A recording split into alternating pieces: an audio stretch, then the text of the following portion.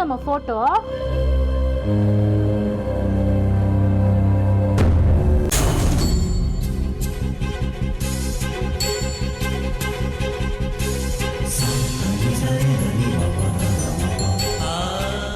ತುಂಬಾ ಹಳೇದು ಅನ್ಸತ್ತಲ್ಲ, ಎಲ್ಲಿ ಕೊಡಿನಿ.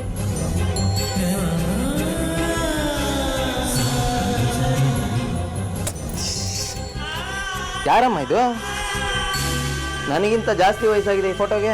ಕೊಡಲಿ, ನನ್ನ ಕನ್ನಡ ತಕ್ಕೊಡಲಿಲ್ಲ.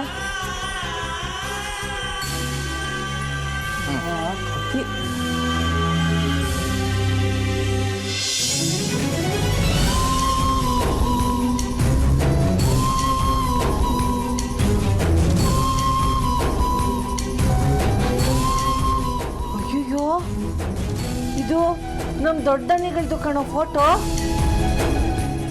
ದೊಡ್ಡದಣಿ ಅಂದ್ರೆ ಆ ಮಡಿಕೇರಿ ಯಜಮಾನ್ರ? ಹ್ಞೂ ಕಣೋ, ಆ ಕಾಲದಲ್ಲಿ ನಿಮ್ಮಪ್ಪ ಕೆಲ್ಸಕ್ಕೆ ಸೇರಿದ ಹೊಸದ್ರಲ್ಲಿ ಈ ಫೋಟೋ ತಂದಿಟ್ಟಿದ್ರು.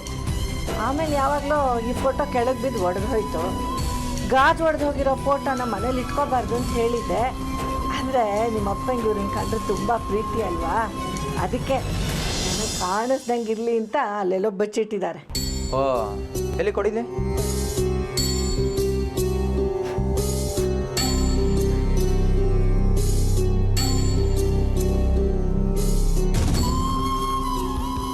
ಮುಖದಲ್ಲಿ ಏನೋ ಒಂಥರ ರಾಜಕಳೆ ಇದೆ ಅಲ್ವಾ,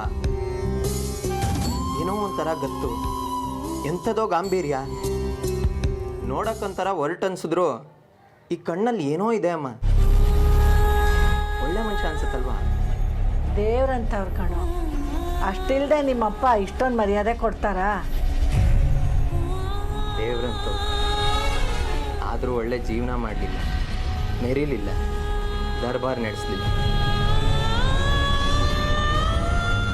ಮಗ ಸತ್ತ ಅನ್ನೋ ಒಂದೇ ಕಾರಣಕ್ಕೆ ಮನೆ ಒಳಗಡೆ ಸೇರ್ಕೊಂಡ್ಬಿಟ್ಟ. ಆ ಆದಿತ್ಯ ಅನ್ನೋನ್ನ ತುಂಬಾ ಹಚ್ಕೊಂಡಿದ್ರು ಅನ್ಸುತ್ತೆ ಅಲ್ವಾ? ಅಷ್ಟಿಲ್ಲದೆ 25 ವರ್ಷದಿಂದ ಸನ್ಯಾಸಿ ಥರ ಬದುಕ್ತಿದ್ದಾರೆ ಅವರು. ಪಾಪ, ಇಂಥ ಅಪ್ಪನ ಪ್ರೀತಿ ಪಡೆಯೋಕ್ಕೆ ಆ ಆದಿತ್ಯ ಅನ್ಸ್ಕೊಂಡವನು ಎಷ್ಟು ಪುಣ್ಯ ಮಾಡಿದ್ನು. ಅಷ್ಟೇ ದುರಾದೃಷ್ಟನೂ ಇತ್ತು ಅನ್ಸುತ್ತೆ ಅವನು. ಯಾಕಣ್ಣ? ಇನ್ನೇನು ಮತ್ತೆ, ಇಂಥ ಅಪ್ಪನ ಪ್ರೀತಿನ ಜೀವನ ಪೂರ್ತಿ ಸವಿಯೋದು ಬಿಟ್ಟು ಅರ್ಧ ವಯಸ್ಸಲ್ಲೇ ಸತ್ತೋದ್ನಂತಲ್ಲ ಅವನು. ಅದು ದುರಾದೃಷ್ಟ ತಾನೆ. ಏನು ಮಾಡೋದು? ಯಾರ್ಯಾರ ಹಣೆಯಲ್ಲಿ ಎಷ್ಟೆಷ್ಟು ಋಣ ಅಂತ ಬರ್ದಿರತ್ತೋ ಅಷ್ಟೇ ದಕ್ಕೋದು. ಈಗ ನೋಡು, ನಮಗೆ ಬಂಗಾರದಂಥ ಮಗ ಇದ್ದಾನೆ, ಆದರೆ ಆಸ್ತಿ ಪಾಸ್ತಿ ಏನೂ ಇಲ್ಲ. ಅದೇ ಅವ್ರಿಗೆ 10 ತಲೆಮಾರ್ಗಾಗೋಷ್ಟು ಆಸ್ತಿ ಇದೆ, ಹೆತ್ತ ಮಗನೇ ಇಲ್ಲ. ಎಲ್ಲದಕ್ಕೂ ಕೇಳ್ಕೊಂಡು ಬಂದಿರಬೇಕು.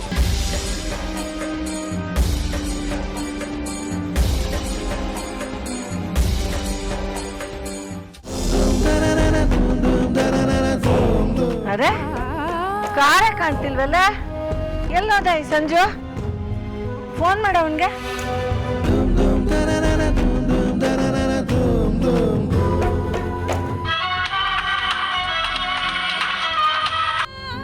ಹಲೋ ನಿಮ್ಮೆ, ಅಲ್ಲಿ ಕಾರ್ ಪಾರ್ಕ್ ಮಾಡಂಗಿಲ್ಲ ಅಂದ್ರೆ ಅದಕ್ಕೆ ಮುಂದೆ ಬಂದಿದ್ದೀನಿ, ಇಲ್ಲೇ ಬಂದ್ಬಿಡಿ.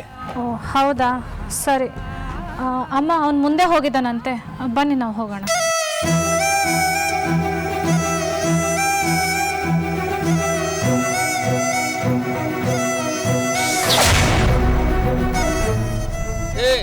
ಗಾಡಿ ತೆಗಿಯ, ಗಾಡಿ ತೆಗಿಯ.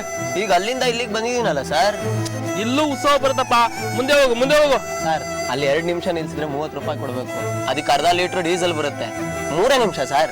ತೆಗಿಯಪ್ಪ, ದೃಷ್ಟಿ ನೋಡಿದ್ರೆ ನನ್ನನ್ನು ಬೈತಾರೆ. ಮುಂದೆ ಕಾಕು, ಹೋಗ್ ಮುಂದೆ.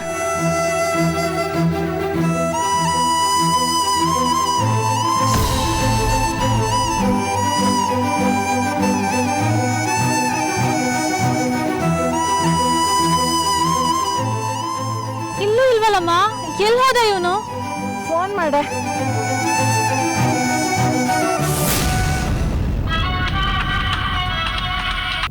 ಹಲೋ, ಲೋ ಎಲ್ಲೋ ಇದೆಯಾ? ಆ ವಾಚ್ಮನ್ ನಾಯಿ ಆಡ್ದಂಗ್ ಆಡ್ತಿದ್ದ ಕಣೆ, ಅದಕ್ಕೆ ಮುಂದೆ ಬಂದಿದ್ದೀನಿ. ಹಂಗೆ ಬನ್ನಿ, ಇಲ್ಲೇ ನಿಲ್ಸ್ಕೊಂಡಿದ್ದೀನಿ. ಅಮ್ಮ, ಅವನು ಇನ್ನೂ ಸ್ವಲ್ಪ ಮುಂದೆ ಹೋಗಿದ್ದಾನಂತೆ. ಪಾಪ ಇವಾಗ ತುಂಬ ಸುಸ್ತಾಗಿದೆ ಅನಿಸುತ್ತೆ. ಬಿಡಿ ಪರವಾಗಿಲ್ಲ, ನಾನು ಆಟೋದಲ್ಲೇ ಹೋಗ್ತೀನಿ. ಅಯ್ಯಯ್ಯ ಬೇಡವಾ, ಇಲ್ಲ ಸ್ವಲ್ಪ ದೂರ ಅಷ್ಟೇ, ನಿಧಾನಕ್ಕೆ ಬಾ ಹೋಗೋಣ.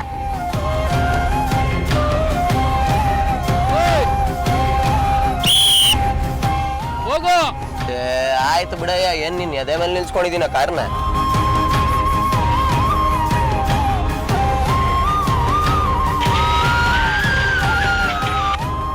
ಹಾಂ ಏನು? ಮತ್ ಓಡಿಸ್ದ ಕಣ, ಇನ್ನ ಮುಂದಕ್ಕೆ ಬಂದಿದ್ದೀನಿ. ಆಯ್ತು ಬಿಡು.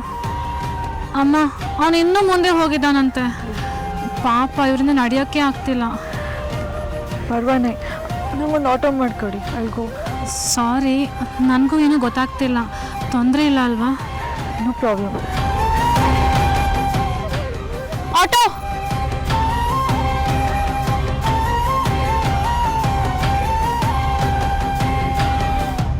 ಹುಷಾರು, ಬೇಜಾರು ಮಾಡ್ಕೋಬೇಡಿ.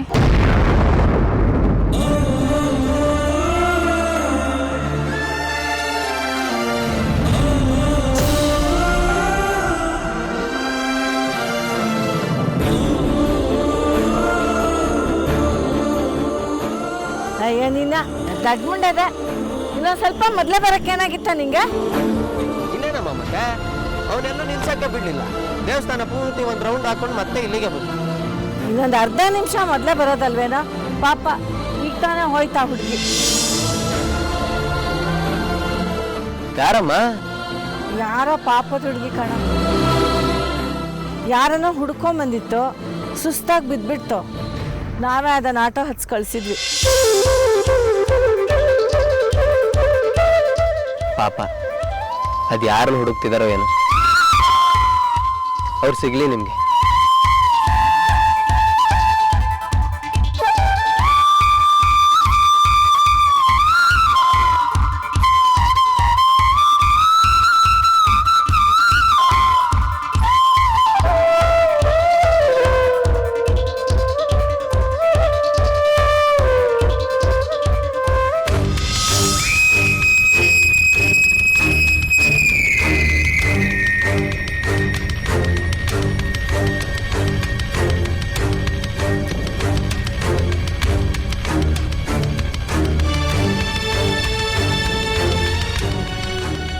ನಂಗೆ ಗೊತ್ತು ನೀವು ತಲೆ ಕೆಡಿಸ್ಕೊಂಡಿದ್ದೀರಾ ಅಂತ, ಅದಕ್ಕೆ ಶುಂಠಿ ಕಾಫಿ ತಂದಿದ್ದೀನಿ.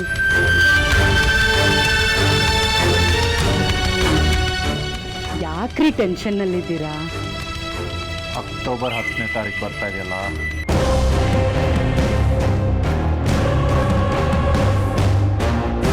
ಹೌದಲ್ವಾ? 10ನೇ ತಾರೀಕು ಆಳುಗಳಿಗೆಲ್ಲ ಬಟವಾಡ ಕೊಡ್ಬೇಕಲ್ವಾ? ನಿನ್ ತಲೆ. ಅಕ್ಟೋಬರ್ 10 ಆದಿತ್ಯ ವರ್ಮನ್ ಹುಟ್ಟಿದ ದಿನ. ಅದರಲ್ಲೂ 50ನೇ ವರ್ಷದ ಹುಟ್ಟಿದ ಹಬ್ಬ. ಓ, ಹಾಗಾದ್ರೆ ಅವತ್ತು ಕಡುಂಬುಟ್ಟು ಪತ್ರೊಡೆ, ಆಳುಗಳಿಗೆಲ್ಲ ಕಾಣಿಕೆ ಎಲ್ಲ ತಯಾರಿ ಜೋರಾಗಾಗಬೇಕು. ನಾನಂತೂ ಜರ್ತಾರಿ ಸೀರೆ ಉಟ್ಕೊಂಡು ಆರತಿ ಬೆಳಗ್ತೀನಿ ಅವತ್ತು. ಚಂದ್ರ, ನೀನು? ಯಕ್ಷಗಾನ ಕುಣಿತ ಹಾಕ್ತಾಳೆ. ಹೌದಾ ಚಂದ್ರ, ನೀನ್ ಯಾವಾಗ ಯಕ್ಷಗಾನ ಕಲ್ತೆ? ನಿಮ್ಮಪ್ಪ ನೆಗೆದು ಬಿದ್ದಾಗ. ಇಲ್ಲಿ ಬೆಂಕಿ ಹತ್ತು ಉರಿತಾ ಇದೆ, ಕಡಂಬೊಟ್ಟು ಅಂತೆ, ಜರ್ತಾರಿ ಸೀರೆ ಅಂತೆ. ಬಾಯಿ ಮುಚ್ಕೊಂಡು ಒಳಗಡೆ ಹೋದ್ರೆ ಬದುಕೋತ್ಯಾ? ರೀ, BP ಮಾತ್ರ ತಗೊಂಡ್ರಾ?